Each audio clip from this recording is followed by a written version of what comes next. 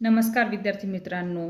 आता सध्या सरळ सेवा, तलाठी भरती हे सर्व पेपर IBPS TCS पॅटर्ननुसार घेतले जातात. त्यामध्ये प्रत्येक वेळेस वेग, वेळ, अंतर या घटकावर प्रश्न विचारला जातो. गणितात हा हमखास विचारला जाणारा प्रश्न आहे. वेग या घटकावर रेल्वेवरील प्रश्न विचारले जातात. यामध्ये वेग काढण्यासाठी आपण अंतर छेद वेळ हे सूत्र वापरतो. आपल्याला जर त्या उदाहरणात वेळ जर विचारली तर आपण काय करतो, वेळ बरोबर अंतर छेद वेग करतो व अंतर जर काढायचं असेल तर वेग गुणिले वेळ या पद्धतीने ते आपण काढतो. त्यानंतर आपल्याला जर एखादी व्यक्ती खांब किंवा रेल्वे यांना ओलांडून त्या गाडीची लांबी वेग जर विचारला असेल तर त्यावेळेस त्या उदाहरणामध्ये आगगाडीची जी लांबी आहे तेच मेन अंतर काउंट केलं जातं किंवा विचारात घेतलं जातं. त्याच्यानंतर त्या वेगळ्या प्रकारचा प्रश्न विचारला जातो.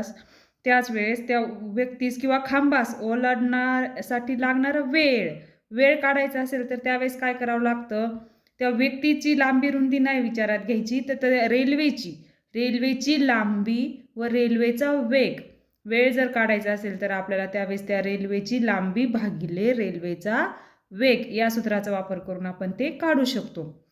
आणि त्यानंतर हमखास विचारला जाणारा प्रश्न म्हणजे सरासरी अंतर.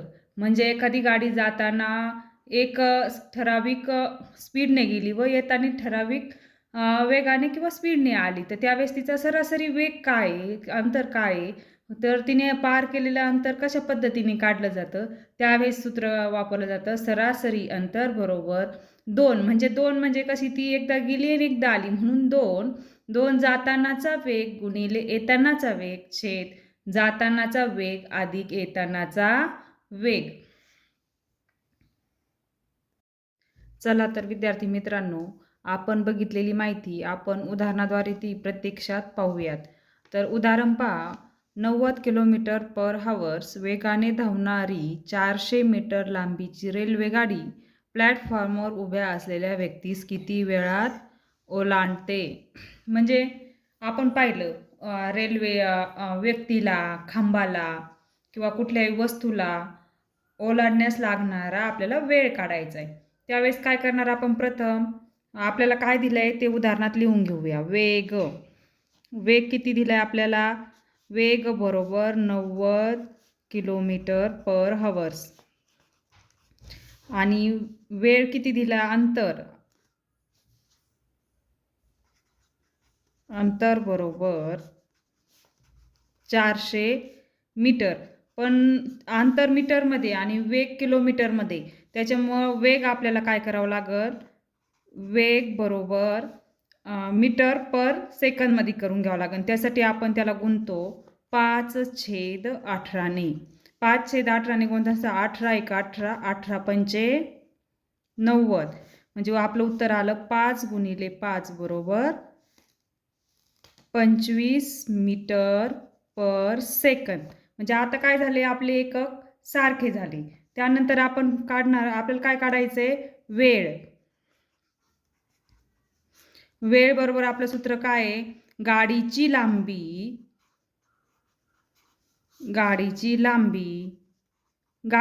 कुठली घ्यायची, आता हे अंतर म्हणजेच काय झालं आपलं, गाडीची लांबी, गाडीचा वेग.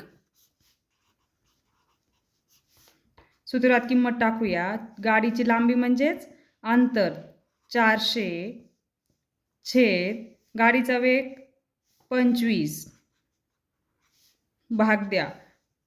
भाग दिल्याच्या नंतर आपलं उत्तर येतं 16 सेकंद. चला तर मित्रांनो, आता आपण सरासरी वेगावरील एक उदाहरण पाहूया.